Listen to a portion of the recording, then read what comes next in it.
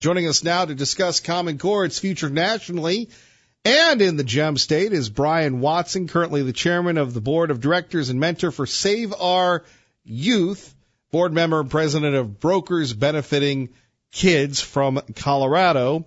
Mr. Watson, thank you for joining us. Good morning, sir. Thanks for having me on today. I appreciate it. So Common Core, it's being instituted in Idaho, but some states are saying, we're just about done with it. What's going on?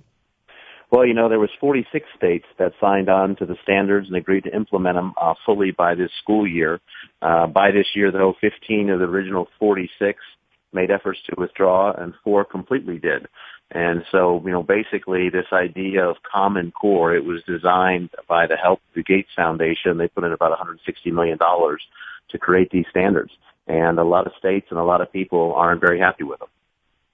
Well, if people are so unhappy with them, how do they trickle in? Was it states needing the money?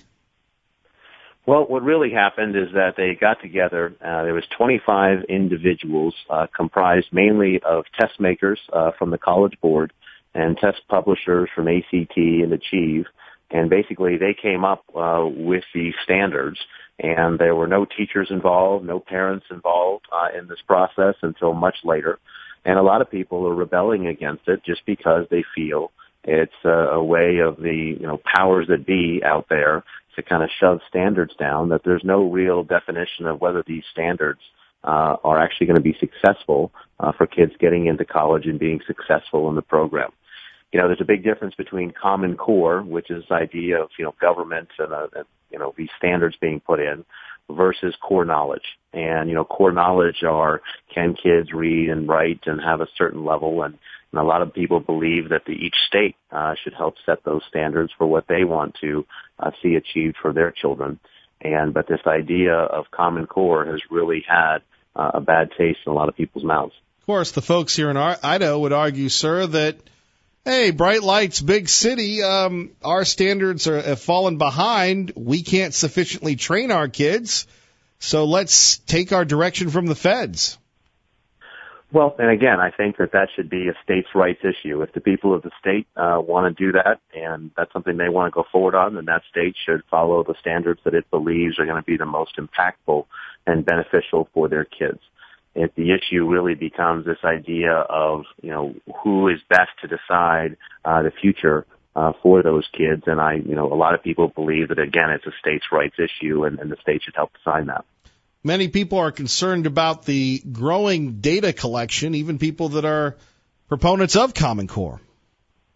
They are, and this idea of, having knowledge and information on every person, is concerning. I mean, it's partly the way we're going as a society with technology the way that it is. And, I personally believe that, having some standards and encouraging schools to rise up and to do the best that they can with the resources that they have is a good thing. But to me, it really comes down to this idea that it is a states' rights issue. I do believe in this idea of having a core knowledge, but a Common Core, again, being pushed down upon people is what really is causing consternation. And you're right, having all this information about each and every person and each and every school. Now, as far as is this more of a grassroots campaign? Is it parents? Is it educators? On the other, we've talked to educators and they seem to love the Common Core. Of course, we talk to parents and they say, well, of course so, because they can't speak out against it. Yeah, well, first of all, there was a misconception, a little bit of a fallacy that some people believe that Common Core was something that the federal government was pushing down the throats of schools and parents and those type of things. It actually was this consortium of beginning those 25 individuals that were mainly comprised of test makers, and so that's where it was a real problem, because for a lot of people, they didn't feel that a lot of educators and parents and those type of things were involved in what those standards are and how they were going to be implemented. Those groups did have some commentary after the fact, but a lot of it had already been set up and taken care of. So, it's going to be interesting to see where it comes out. A lot of teachers that I know, including my sister, who's a teacher, they have a real problem in the classroom because they feel like they're always taking tests that for the Common Core now or whatever it might be in these different state tests.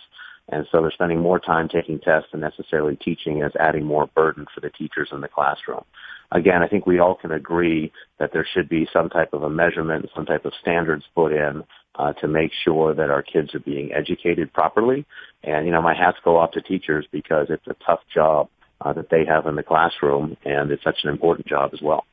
It seems, though, that this is like a bipartisan issue when we're talking about most Republicans. Like here in Idaho, we've got 80% of the folks at the legislature that are Republicans, I think at least, maybe 85%, but they voted it in.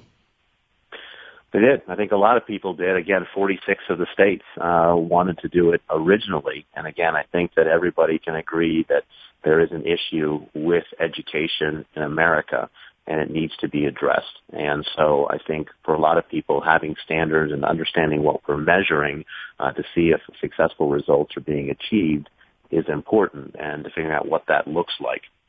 The issue for a lot of libertarians and a lot of very conservative Republicans, though, I know in other states has been, well, now that this has come out, it sure feels like it's, not what they originally thought it was going to be.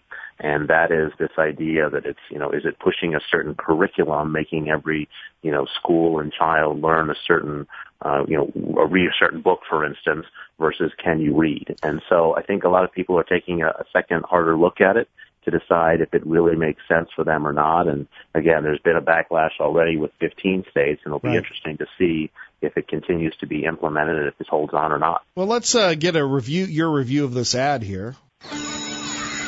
Spring is here. Idaho students have been studying hard all year in time for the Idaho Student Achievement Test. The end of the grade assessment is new. This is the first time we are measuring our kids' math and reading skills to reflect Idaho's higher standards. Test results should not be compared to past scores. It will take time to adjust to improved standards, which help our kids prepare for college or a great career. Get the facts on SBAC at sde.idaho.gov. That's sde.idaho.gov. Is it unusual that you have the state of Idaho spending $5,000 to promote this?